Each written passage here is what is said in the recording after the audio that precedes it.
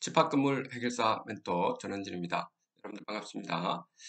자, 2021년 11월 15일 판례 공보에 대해서 말씀을 드릴까 합니다. 집합건물과 관련된 분쟁에 대해서 있죠. 판례 공부 관련된 사항들만 살펴보도록 하겠습니다.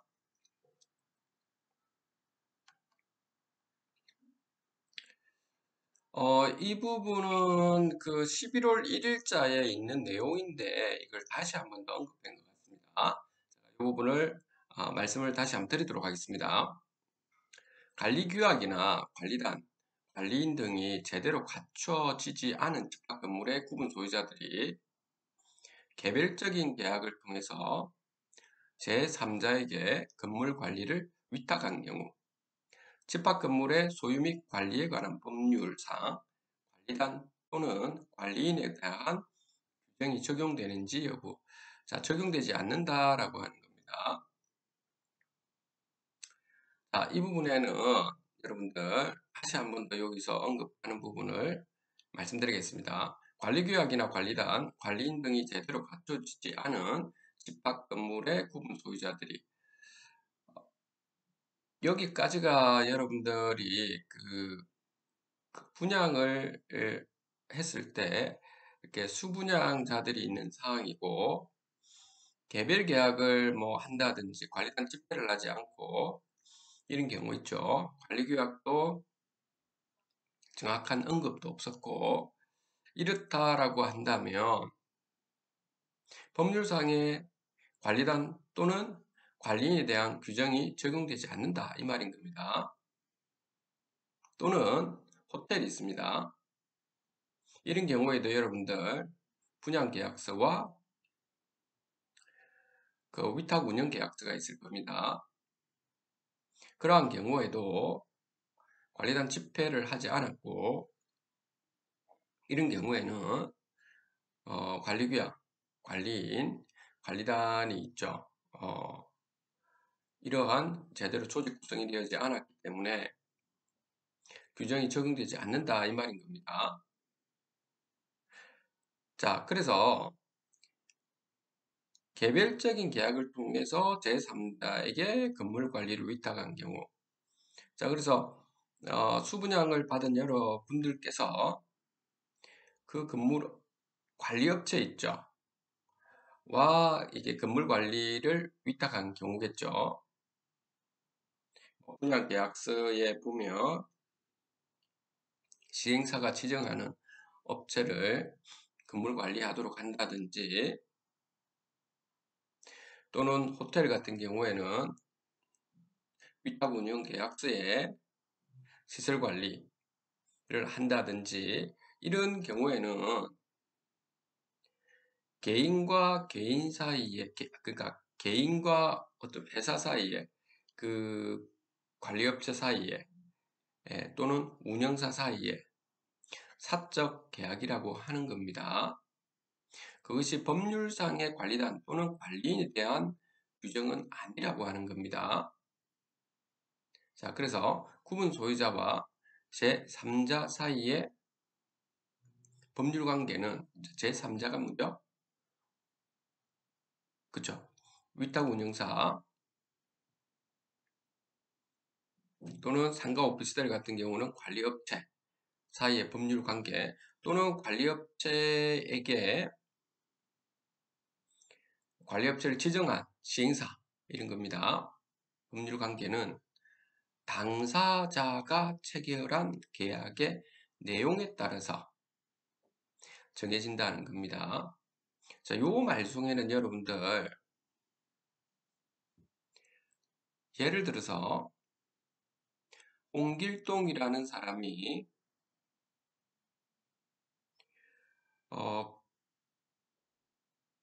그 주식회사 뭐랄까요?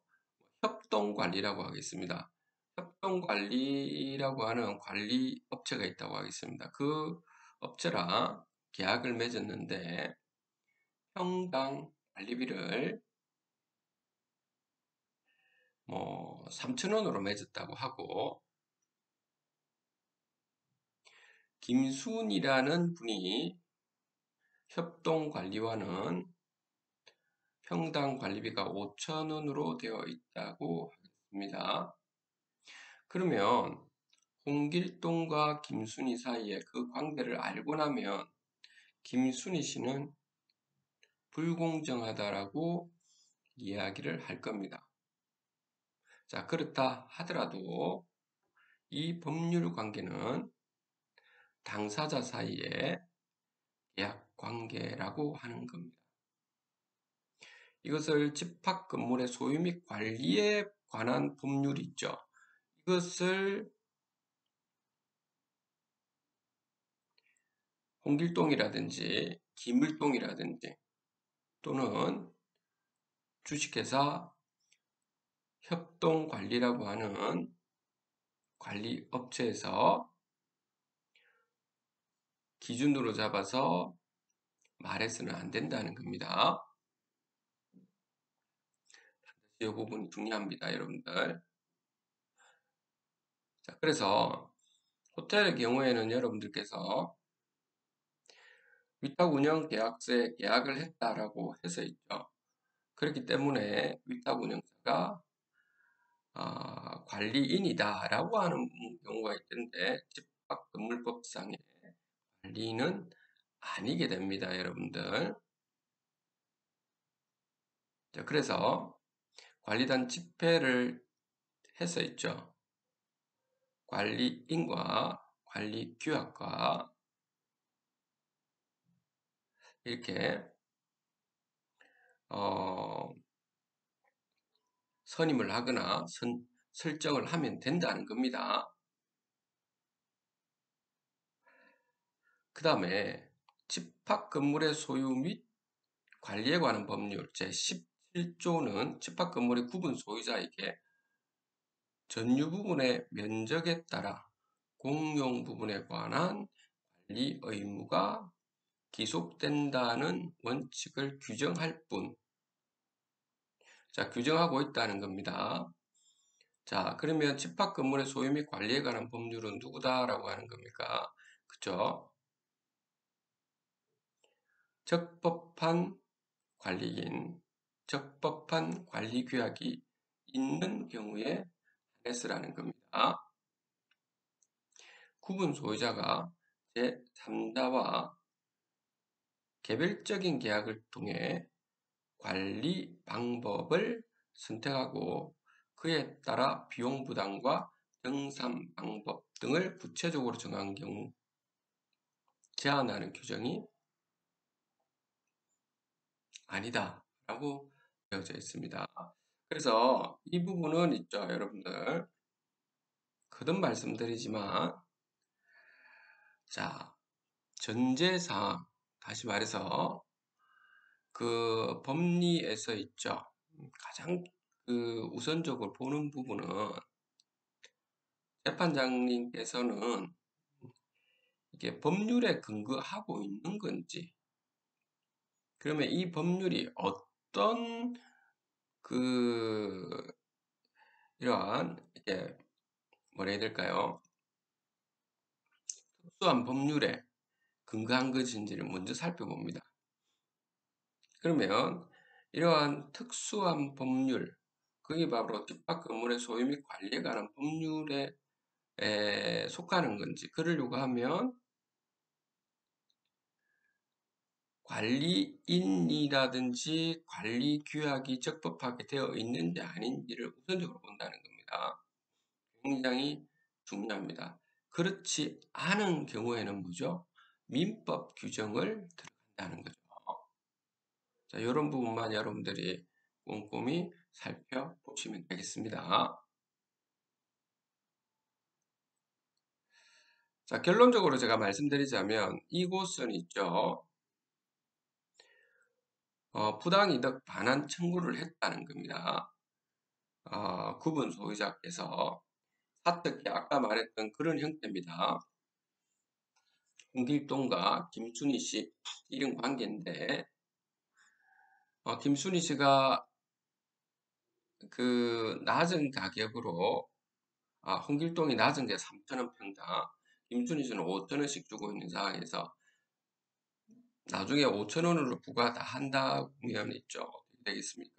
홍길동 씨는 부당하다 해서 부당이득 반환 청구를 하게 됩니다. 누구한테요? 관리 업체를 통해 살 수 있다는 겁니다. 그 외에 여러분들이 이번에는 그러한 집합건물 관련된 내용들은 그렇게 보이지는 않았습니다. 다만 하나 더 봐야 될 부분이 자 어떤 거 요거 하나 있었습니다. 요 마지막으로 한번 보도록 할게요. 명예훼손 업무방해 이런 부분도 자주 일어납니다. 업무방해죄에서 허위사실의 유포의 의미가 무엇인지라고 하는 겁니다. 자, 요거 한번 보도록 하겠습니다. 자, 업무방해죄에서 허위사실의 유포란 객관적으로 진실과 부합되지 않는 사실을 유포하는 것으로죠. 자, 여기 중요한 거 있습니다. 객관적으로 진실과 부합하지 않는 진실과 부합하지 않는 사실을 유포했다는 겁니다. 이런 경우 많이 있습니다. 진실과 부합하지 않는 사실, 계속 제가 말씀드리겠습니다. 객관적으로 진실과 부합하지 않는 사실을 유포하는 경우에 업무방해죄에 성립되게 됩니다. 단순한 의견이나 가치 판단을 표시하는 것은 이에 해당되지 않는다. 그러니까 대부분은 이런 부분 때문에 업무방해죄가 성립하는 건데 단순한 의견이라는 부분은 뭐 여러분들이 알다시피 중고등학교 때 배운 거일 겁니다. 판단할 수 없는 사항입니다. 객관적으로 진실이란 사실이라고 하는 부분 판단할 수 없는 거요. 참이다 거짓이다라고 하는 것을 판단할 수 없다든지 올바르다 올바르지 않다. 다시 말해서 법률에 근거하지 않는다든지 뭐 이러한 것들이 있을 겁니다. 예를 들어서 장미는 아름답다라고 하는 부분입니다. 그건 어떤 분들이 볼 때는 장미는 아름다울 수도 있고 또 다른 분들이 볼 때는 주관적인 판단이라서 장미가 아름답지 않다고 판단할 수가 있을 겁니다. 이런 것들을 말하는 겁니다. 그러니까 가치 판단에 속하는데 각 개인마다 그 가치라고 하는 부분이 사람마다 다르지 않습니까? 어떤 사람들은 돈이 가장 중요하게 여길 수도 있고 어떤 분들은 명예를 가장 소중하게 여길 수 있는 것처럼 그 주관적인 판단에 한해서만 업무방해죄가 성립하지 않는다는 겁니다. 이 점을 명심하시기 바랍니다. 유포한 대상이 사실과 의견 가운데 어느 것에 속하는지 판단할 때는 그래서 사실이냐 의견이냐 하는 걸 여러분들이 잘 보셔야 됩니다.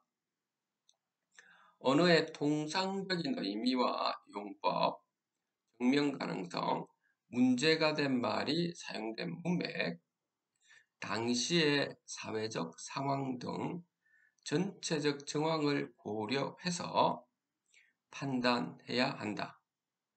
의견 표시와 표현과 사실 적시가 혼재되어 있는 경우에는 이를 전체적으로 보아서 고의 사실을 유포하여 업무를 방해한 것인지를 판단해야지 의견 표현과 사실 적시 부분을 분리하여 별개로 범죄의 성립 여부를 판단해서는 안 된다.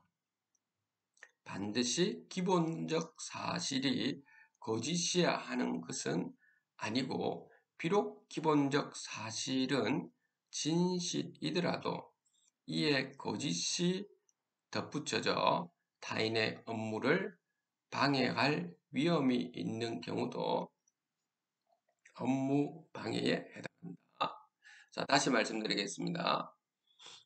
반드시 기본적 사실이 거짓이어야 하는 것은 아니더라도, 비록 기본적 사실은 진실이라도, 자, 이에 거짓이 덧붙여져 타인의 업무를 방해할 위험이 있는 경우도 업무 방해에 해당한다. 즉, 왜곡한 사항들이 있는 거죠. 이런 경우에도 업무 방해에 해당한다라고 하는 겁니다. 자, 요거 여러분들 중요합니다. 그래서 요 정도 제가 말씀을 좀 드리도록 하겠습니다. 자, 오늘은 그 11월 15일 판례 공보에 대해서 있죠. 말씀을 드렸습니다. 감사합니다.